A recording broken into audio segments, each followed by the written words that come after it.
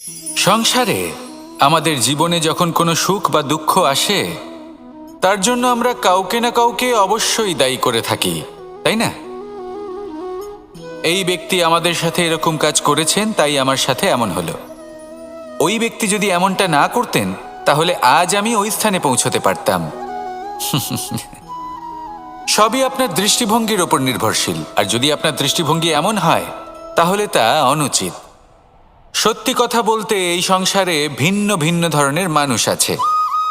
এটা আপনার ওপর নির্ভর করছে কিভাবে তাদের স্বাগত জানাবেন। একবার ভাবুন, আমি আমার দুটো হাত সামনে নিয়ে এলাম, দুটো মুঠো খুলে দিলাম। দুই প্রকারের মানুষ আসবেন, কিছু না কিছু দিয়ে যাবেন। এই মুঠো যদি আমি বন্ধ করে দিই, তাহলে না কেউ আমাকে কিছু দিতে পারবে, না আমার কিছু যাবে আসবে। নিশ্চয়ই বুঝতে পারছেন এই দুই ধরনের ব্যক্তি কারা এবং তারা কি দিয়ে যান। আমি যদি নিজের মুঠো খুলে দিই, তাহলে কিছু ভালো মানুষ আসবেন, আমাকে আনন্দ, সন্তুষ্টি, জ্ঞান প্রদান করে যাবেন, ভালো অভিজ্ঞতা দিয়ে যাবেন। কোনো খারাপ ব্যক্তি যদি আসেন, তাহলে তিনিও খারাপ অভিজ্ঞতা দেবেন, যার থেকে আমি শিক্ষা লাভ করব। এই সব কিছু আমি লাভ করতে পারি। মুঠো যদি বন্ধ করে রাখি, তাহলে আমি কিছুই পাবো না। দেখুন, এই সংসারে প্রত্যেকের জীবনে এইরকম। প্রত্যেকের জীবনে সবকিছুই আছে, ভালো খারাপ দুই মানুষই আছে। ভালো অভিজ্ঞতা আছে, খারাপ অভিজ্ঞতা আছে। নির্ভর করছে আপনার ওপর যে আপনি কি করবেন, এনাদের স্বাগত কিভাবে জানাবেন, কার থেকে কি বুঝবেন, কি শিখতে পারবেন, আর কোন দৃষ্টিভঙ্গি নিয়ে অগ্রসর হবেন। এটাই নির্ধারণ করবে যে আপনার জীবন কেমন হবে। আসুন আমার সাথে ভালোবেসে বলুন, রাধা রাধা। জীবনে যখন কোনো ব্যক্তি নিজের লক্ষ্য প্রাপ্তির জন্য নিরন্তর পরিশ্রম করতে থাকেন, চেষ্টা করতে থাকেন, তখন তিনি কষ্ট অনুভব করেন। কখনো শারীরিক কষ্ট, কখনো মানসিক কষ্ট। এবার উনি এটা ভাবতে থাকেন যে আমি কি উচিত করছি নাকি অনুচিত করছি। কারণ অন্যদিকে এমন একজন ব্যক্তিও আছেন যিনি একদমই পরিশ্রম চেষ্টা করছেন না। তিনি মদিরা পান করেন, বিলাসিতায় জীবন কাটান, অলস প্রকৃতির হয়ে ওঠেন, নিদ্রাতে বিলীন হয়ে থাকেন আর ভাবেন যে তিনি সুখ লাভ করছেন। কিন্তু এরকম কেন হয়? কারণ যখন আমরা সৎ পথে থাকি, উচিত পথে চলি, লক্ষ্য প্রাপ্ত করার জন্য চেষ্টা করতে থাকি, তখন আমাদের ভেতরে থাকা নেতিবাচক শক্তি এবং পাপ এই দেহকে ত্যাগ করে দেয়। আর এই অনুভূতিটাই আমাদের দুঃখের অনুভূতি দেয়, কষ্ট দেয়। এবার সেখানে যদি আমরা কুপথে চলি, অনুচিত পথে চলতে থাকি, তাহলে আমাদের ভেতরে থাকা পুণ্য এবং ধনাত্মক শক্তি আমাদের দেহ ত্যাগ করে দেয়। আর এই অনুভূতির কারণেই আমরা সুখ অনুভব করি। কিন্তু কখনো ভাববেন যে এই সুখ বেশি সময় পর্যন্ত থাকে না। সেই জন্য সবসময় মনে রাখবেন, যদি আপনি জানেন যে এটাই আপনার লক্ষ্য, এটাই উচিত পথ, শুভ পথ, তাতে নিরন্তরভাবে এগিয়ে যেতে চেষ্টা করতে থাকুন। এই কষ্ট আপনাকে সুখের পরাকাষ্ঠায় কখন পৌঁছে দেবে তা আপনি জানতেই পারবেন না। আসুন আমার সাথে ভালোবেসে বলুন, রাধা রাধা। প্রত্যেক মানুষ নিজের জীবনে হীরক তথা হিরে এবং দর্পণ এই দুই দেখেছেন। এই দুই হলো সাদা এবং এরা দুজনেই আলোর প্রতিফলন ঘটায় এবং এরা দুজনেই উজ্জ্বল হয়ে ওঠে। আপনি হয়তো মনে মনে ভাবছেন যে এটা কি ধরনের তুলনা করছি। একটা হিরে তো রত্ন, তার মূল্য দর্পণের থেকে অনেক গুণ বেশি।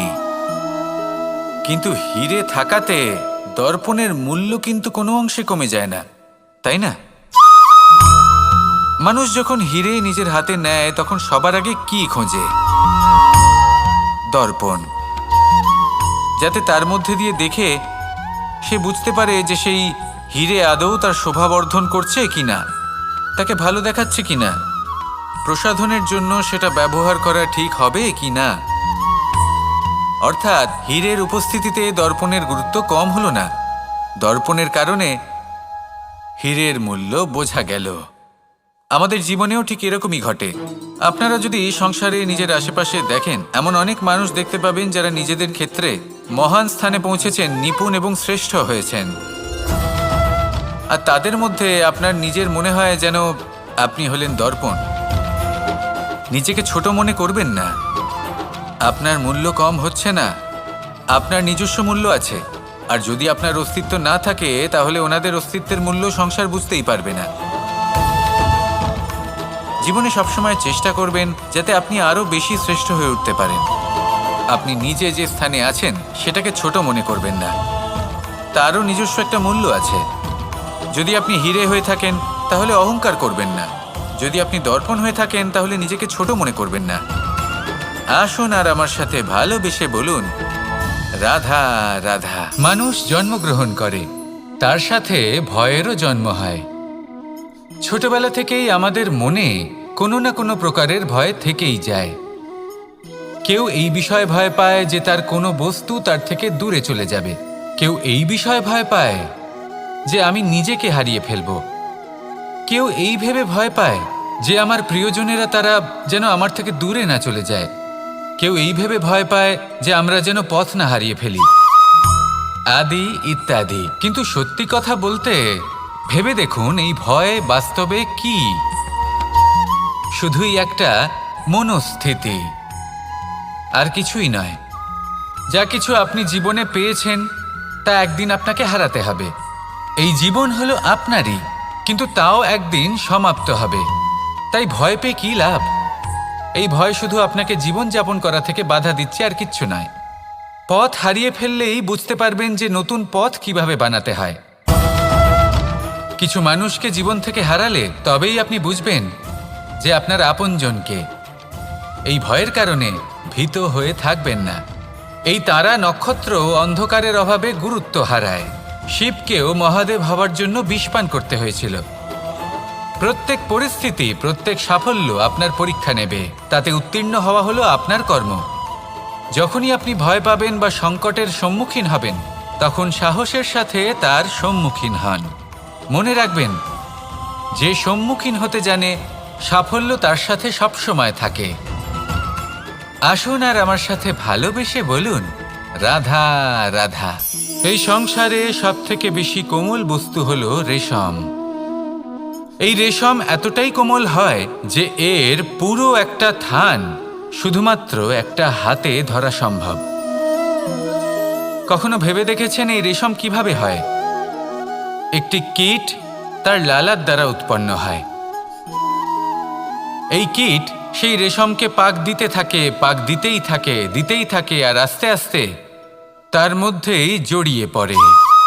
শেষে ওর এই সুন্দর অমূল্য সৃষ্টি রেশমের এই সুতো, তার নির্মাণ কার্য পূর্ণ হয়। কিন্তু তাতেই ও নিজে বন্দী হয়ে যায়।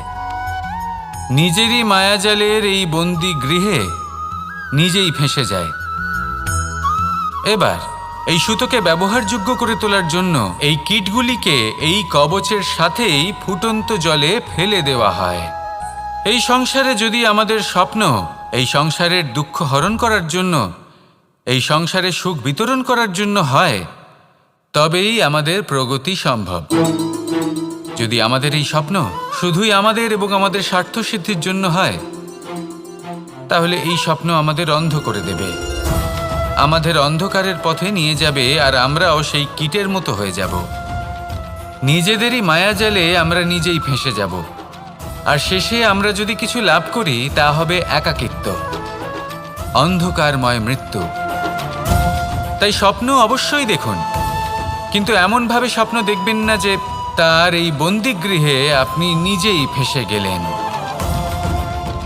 স্বপ্ন দেখুন পরোপকারের, পরমার্থের, সবাইকে উদ্ধারের, অন্ধকারের নয়। তবেই কল্যাণ হবে, আর তবেই এই হৃদয় প্রসন্ন হয়ে বলবে, রাধা রাধা। মানুষ যখন এই সংসারে প্রবেশ করে, অর্থাৎ জন্মগ্রহণ করে, তখন নিশ্চিন্তে থাকে, আনন্দে থাকে। কিন্তু যেইমাত্র তার মধ্যে বোধশক্তি আসে, তখন সে চিন্তা করতে শুরু করে। চিন্তা ভবিষ্যতের, সেই সমস্ত বিষয় নিয়ে চিন্তা করে যা ওর হাতে নেই। তারপর বড় হয়, বিবাহ সম্পন্ন হয়, গৃহস্থ জীবন যাপন করে, তারপর আবার চিন্তায় মগ্ন হয়ে যায়। ভাবে, এই যে আমার পরিবার, আমি কি ঠিকমতো তার খেয়াল রাখতে পারছি? কাল যখন আমি এই সংসার থেকে চলে যাব, তখন আমার এই পরিবারের দেখাশোনা কে করবে? শেষ পর্যন্ত এই পরিবার তো আমারই উত্তরদায়িত্ব। যাক, আপনাকে একটা প্রশ্ন করি। এই সংসারে আসার পূর্বে আপনি কি এই প্রশ্ন করেছিলেন, এটা ভেবেছিলেন যে আমাকে ছাড়া এই সংসার কিভাবে চলবে? করেননি, তাই তো? তাই আপনার এটা নিয়ে দুশ্চিন্তা করার প্রয়োজন নেই যে আপনি যখন এই সংসার ত্যাগ করে চলে যাবেন তখন কি হবে। আপনি যখন ছিলেন না তখনও এই সংসার চলছিল, আপনি যখন এই সংসার ত্যাগ করবেন তখনও এই সংসার চলতে থাকবে। যদি কোনো বিষয়ের প্রভাব থাকে তা হলো আপনার আজকের তথা বর্তমানের কর্ম, অর্থাৎ আজ আপনি কি করছেন, কার জন্য মঙ্গল করছেন, কাকে প্রেরণা দিচ্ছেন, কাকে সাহায্য করছেন, কোন উদাহরণ প্রস্তুত করছেন। আপনি এই সংসারে যে ছবি অঙ্কন করবেন সংসার সেটাই মনে রাখবে। তাহলে শুধু সৎকর্ম করুন, মঙ্গল করতে থাকুন, আর আমার সাথে ভালোবেসে বলুন রাধা রাধা। একবার একটা শেয়াল বনে বিচরণ করছিল। ও একটা ছোট্ট শাবক দেখতে পেল। ও ভাবল, আজ একেই আমি খাবার হিসেবে গ্রহণ করব। আশেপাশে দেখলেও কেউ দেখছে না তো, কেউ ছিল না, আর সেই শাবকের ওপর আক্রমণ করল, যা হলো একটা ঘোর অপরাধ। বনের নিয়ম অনুসারে আপনি কখনোই শাবকের ওপর আক্রমণ করতে পারেন না। তারপর এই খবরটা যখন রাজা সিংহ জানতে পারলেন, সভার আয়োজন করলেন। কিন্তু সেখানে শেয়াল বলল, আমি তো এরকম কিছু করিনি। কিন্তু যদি আপনি এরকম বলেন, কোনো প্রমাণ দিন, এর কোনো সাক্ষী আছে? তখন রাজা সিংহ পেঁচাকে ডেকে পাঠালেন, যে সেই মুহূর্তে বৃক্ষের শাখার ওপর বসেছিল, সে সব কিছু দেখেছিল। পেঁচা সব সত্যি কথা বলল, আর শেয়ালকে মৃত্যুদণ্ড দেয়া হলো। এবার এই কাহিনী আমি আপনাকে কেন শোনালাম? কারণ মানুষও কখনো কখনো এরকম কর্ম করেন যা শিয়াল করেছে। এটা ভাবেন কেউ দেখছে না, যখন আমি অনুচিত কর্ম করতেই পারি। কিন্তু না, আপনি যাই করুন না কেন, কেউ না কেউ অবশ্যই তা দেখছে। কোনো ব্যক্তি না হলেও কোনো প্রাণী, না হলে কোনো যক্ষ বা দেব বা প্রেত। যদি এনারা কেউ না দেখেন, তাহলে ধরিত্রী মাতা দেখেন, যেখানে দাঁড়িয়ে আপনি সেই কর্ম করছেন, তাই না? তাই একটা কথা সবসময় মনে রাখবেন, কে দেখছেন কে দেখছেন না সেই বিষয়ে ভাবা ছেড়ে দিন। এটা খুব সহজ কথা। আপনি যদি উচিত কর্ম করেন, উচিত ফল পাবেন। যদি অনুচিত কর্ম করেন, তাহলে আপনি অনুচিত ফল অবশ্যই পাবেন। সেই জন্য উচিত পথে চলতে থাকুন, উচিত কর্ম করতে থাকুন, আর আমার সাথে ভালোবেসে বলুন রাধা রাধা। সুখ, দুঃখ এবং শক্তি, এই তিন হলো এই সংসারের ত্রিদেবের মতো। আমাদের জীবনে যা কিছু ঘটছে এই তিনটির ভিত্তির উপরেই হচ্ছে। আসলে এই সংসারের একটা নিয়ম আছে, যখনই আপনি কিছু লাভ করেন, এই সংসার আপনার পরীক্ষা নেয়। এটা জানার জন্য আপনার পরীক্ষা নেয় যে আপনি যা কিছুই লাভ করেছেন, আপনি কি আদৌ সেটার যোগ্য কি না। ঠিক সেইভাবেই এই সুখ, দুঃখ এবং শক্তি আপনার পরীক্ষা নিয়ে থাকে। যখন সুখ আসে, তখন সে আপনার পরীক্ষা নেয় যে আপনার মধ্যে অহংবোধ জাগ্রত হয়নি তো। যদি অহংবোধ চলে আসে, তাহলে সুখ সেখানেই সঙ্গ ত্যাগ করে। দুঃখ আপনার ধৈর্যের পরীক্ষা নিতে থাকে, আর যদি আপনার মধ্যে ধৈর্য না থাকে, তাহলে এটা আপনাকে আরো বেশি দুঃখের গভীর অন্ধকারে ঠেলে দেবে। সেখানে শক্তি পরীক্ষা নেয় আপনার বিনম্রতার। যদি আপনি বিনম্র না হন, তাহলে হয় এই শক্তি আপনার সঙ্গ ত্যাগ করবে, নয় এই শক্তি বিনম্রতার অভাবে আপনার পতনের কারণ হতে পারে। এই সংসারে যে কোনো ব্যক্তি যিনি এই পরীক্ষায় উত্তীর্ণ হয়ে থাকেন, এই জীবনে তিনি সাফল্য লাভ করেন। আসুন আমার সাথে ভালোবেসে বলুন রাধা রাধা। আমি মনুষ্যরূপে জন্ম নিয়েছি এবং সমস্ত কর্ম এই রূপেই করেছি। কিন্তু আশ্চর্যের বিষয় হলো যে আজও মানুষ আসেন এবং হাত জোড় করে প্রার্থনা করেন যেন আমি ওনাদের সহায়তা করি। আপনাদের একটা কথা বলতে চাই, আমি সকলকে সাহায্য করতে পারবো না, কিন্তু আমি শিক্ষা অবশ্যই দিতে পারবো, জ্ঞান প্রদান করতে পারবো। এমন কিছু জ্ঞান যার ভিত্তিতে মানুষ যা চাইবেন তাই লাভ করতে পারবেন, যদি সঠিক কর্ম করতে থাকেন। যখন কংসের অসুররা গোকুলে ধ্বংসলীলা চালাচ্ছিলেন তখন আমি কারোর থেকে সাহায্য চাইনি। আমি দাঁড়িয়েছিলাম এবং আমি তার বিরোধিতা করেছিলাম। সবাই বলেন যে আমি ছোট্ট একটা আঙুলে গোবর্ধন পর্বত তুলেছিলাম, কিন্তু আমি কি ওখানে একা ছিলাম? কখনোই নয়। আমার সাথে অসংখ্য গোকুলবাসী, অসংখ্য বর্ষণাবাসী ছিলেন, নিজের হাতে একটা লাঠি নিয়ে। ওনাদের মনোবল, ওনাদের আশীর্বাদ আমার সাথে ছিল। মহাভারতে আমি শুধুই শিক্ষক ছিলাম, আমি শুধুই শিক্ষা দিয়েছি। লক্ষ্য সাধন করেছে অর্জুনই, যুদ্ধ করেছে অর্জুনই এবং জয়ীও হয়েছে অর্জুনই। আমি শুধুই শিক্ষা দিতে পারি। অবশেষে আপনাকে শুধু এটুকুই বুঝতে হবে যে ঈশ্বর সবকিছু করতে পারেন না, করতে হবে আপনাকে। ঈশ্বর আপনাকে আশীর্বাদ করতে পারেন, যে কাজ আপনি মন থেকে করবেন সেটা অবশ্যই পূরণ হবে। সেই জন্য নিজের লক্ষ্যের পথে এগোতে থাকুন, চেতনা, বিবেক এবং পরিশ্রমের দ্বারা আপনার যা যা স্বপ্ন আছে, যা লক্ষ্য আছে, আপনি অবশ্যই লাভ করবেন। আর এই মন সুপ্রসন্ন হয়ে বলবে, রাধা রাধা। ভোজন। এই সংসারে যেই হোক না কেন, কোনো মানুষ হোক, কোনো প্রাণী হোক, কোনো কীট হোক বা কোনো বনস্পতি হোক, প্রত্যেকের জন্য ভোজন অতি আবশ্যক। কারণ ভোজন থেকেই শক্তি পাওয়া যায়, আর সেই শক্তি দিয়েই সংসারের, আমাদের জীবনের সমস্ত কার্য করা যায়।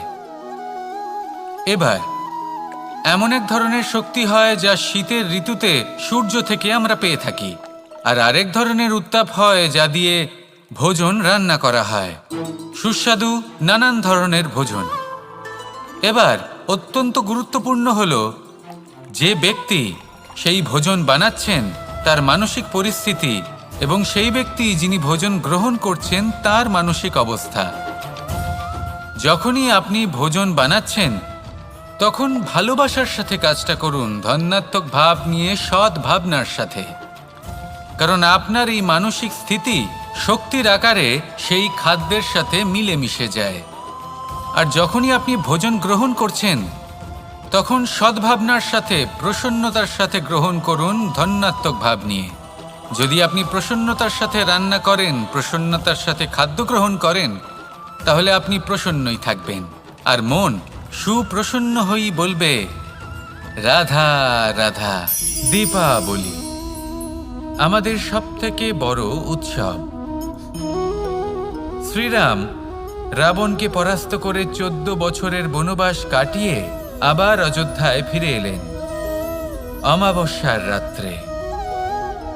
অযোধ্যায় সবাই খুব প্রসন্ন ছিলেন, খুবই উৎসাহিত ছিলেন। অযোধ্যায় সহস্র প্রদীপ প্রজ্বলিত করা হয়েছিল এই উৎসবে। একে আমরা দীপাবলি বলে থাকি। এবার এই বিষয়ে আমরা সকলে জানি। আপনি কি এটা জানেন যে শ্রীরাম বাস্তবে অমাবস্যার এক রাত আগেই অযোধ্যায় পৌঁছে গেছিলেন? সবার সামনে অমাবস্যার রাতে এসেছিলেন। এর কারণ কি? শ্রীরাম প্রমাণ করতে চেয়েছিলেন যে যে কোনো সময়, দিন হোক বা রাত, শুভ বা অশুভ হয় না। শুভ অশুভ কিছু থাকলে তা হলো মানুষের চিন্তা, তার ভাবনা, তার নির্বাচন আর তার কর্ম। নিজেই দেখে নিন, শ্রীরাম শুভ কাজ করে ফিরেছিলেন এবং অমাবস্যার মতো গভীর এক রাত্রিকেও দীপাবলিতে পরিবর্তিত করেছিলেন। এমনটাই যদি আমরা করতে পারি, তাহলে এমন কোনো গৃহে যান যেখানে অসহায় ব্যক্তি রয়েছেন, যা অন্ধকারাচ্ছন্ন, আর সেখানে প্রকাশ প্রজ্বলিত করুন। প্রকাশ সহায়তার, প্রেরণার, আশার। যদি এমন কিছু আমরা করতে পারি তাহলে তাকে প্রকৃত অর্থে দীপাবলি বলা যেতে পারে। তাহলে নিজের পরিবারের সাথে দীপাবলি পালন করুন। আপনাদের শুভেচ্ছা জানাই। আসুন আর আমার সাথে ভালোবেসে বলুন, রাধা রাধা। এই শুকনো পাতাটিকে দেখুন, নিষ্প্রাণ হয়ে পড়েছে। কোনো একটা সময় এই পাতাটি একটা গাছের ডালে ছিল। সেই গাছ ওর লালন পালন করত। যখন যখন বাতাস বইত, এই পাতায় কম্পন দেখা দিত, মনকে প্রফুল্ল করে তুলত। কোনো একদিন এই পাতা গাছের ডাল থেকে ঝরে পড়ে গেল। নিঃসন্দেহে ও নিজের স্বাধীনতা পেল, কিন্তু আস্তে আস্তে শুকিয়ে গেল, নিষ্প্রাণ হয়ে গেল। দেখুন, আমি এই কথা বলছি না যে স্বাধীনতা অনুচিত, কখনোই না। কিন্তু যে কোনো পরিস্থিতিতে স্বাধীন হতে চাওয়া এটা নিশ্চিতরূপে অনুচিত। আমরা যদি আমাদের জীবনে পরিবারের গুরুত্ব ভেবে দেখি, তাহলে এই পরিবারে যতই মতভেদ থাকুক না কেন, যতই মনোমালিন্য থাকুক না কেন, যতই বিবাদ থাকুক না কেন, এই সব মিটিয়ে নেওয়া অত্যন্ত প্রয়োজনীয়। সেই সব কিছু সমাপ্ত করা অত্যন্ত প্রয়োজনীয়। কখনো এই পরিবারকে ভাঙতে দেবেন না, কখনো এই পরিবার থেকে দূরে চলে যাবেন না। এই পরিবার হলো আমাদের জীবনের একটা অমূল্য সম্পদ, অমূল্য এক আশ্রয়, যা এই সংসারে হয়তো কোথাও আপনি পাবেন না। তাই একে আগলে রাখুন। ভেবে নিন আপনি পাতা আর আপনার পরিবার সেই গাছ। আসুন আমার সাথে ভালোবেসে বলুন, রাধা রাধা।